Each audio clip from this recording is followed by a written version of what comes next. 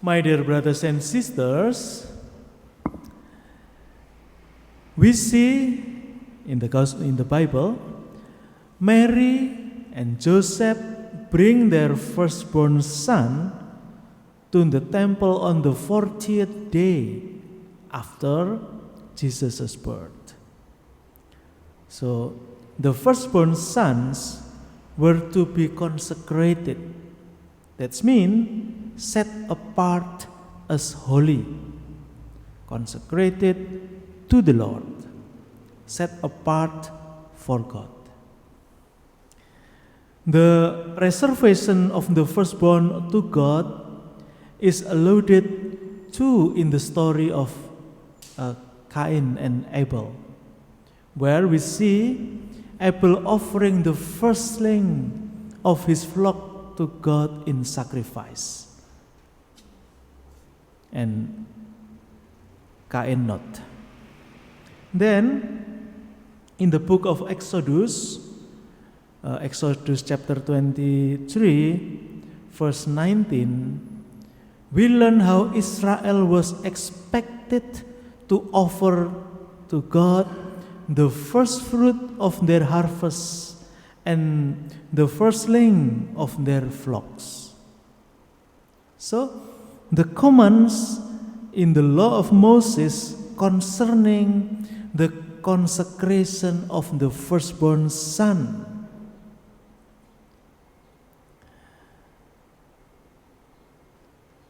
My dear brothers and sisters,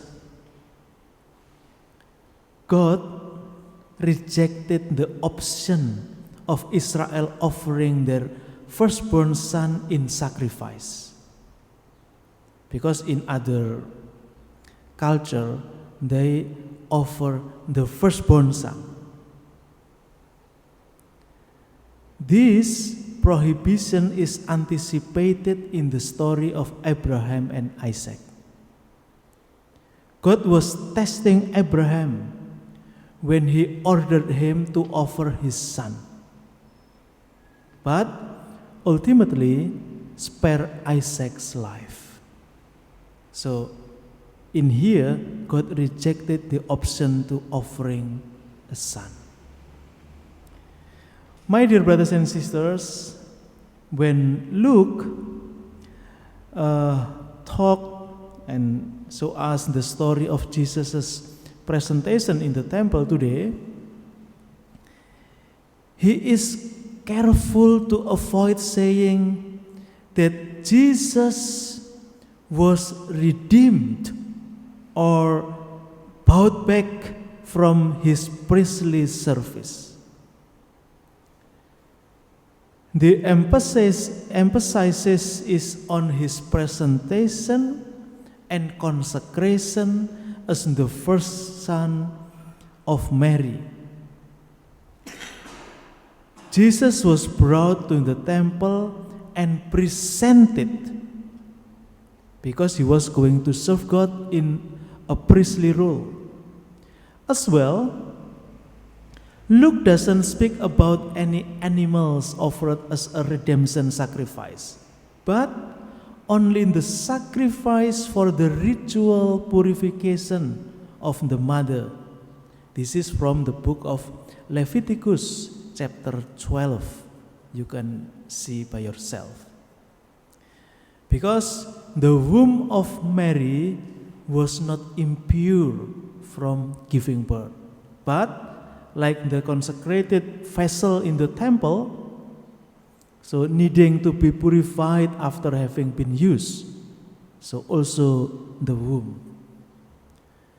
My dear brothers and sisters, by not mentioning any animals as a redemption sacrifice, Luke points to the day when Jesus, the Lamb provided by God, will offer himself up as a sacrifice for our sins. Here I will give you some numbers, and then it's amazing numbers. So it is highly symbolic that Jesus' presentation on the 40 days after his birth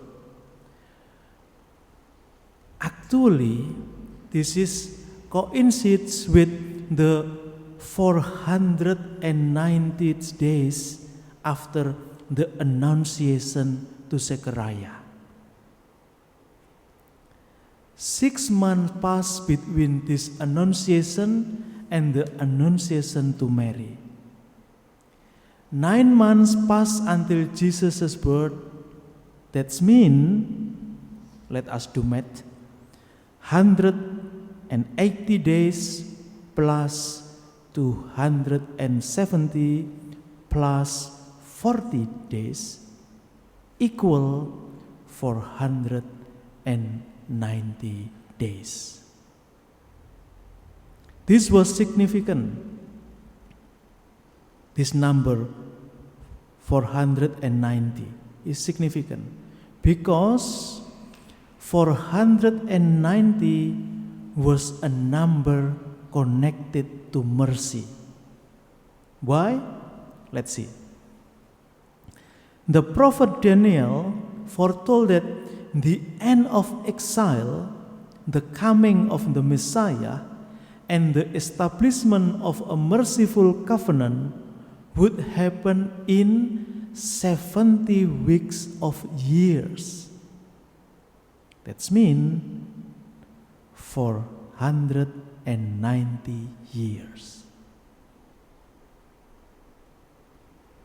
Another story. When Peter asked Jesus how many times he should forgive, Jesus answered 70 times 7 times. That's mean 490 times. So, every numbers in the gospel is a symbolic, not just simply 40 days. What does it mean? My dear brothers and sisters, today's gospel reminds us how Jesus, the firstborn son of Mary, was consecrated, would be sacrificed, and would establish the new covenant of God's merciful love.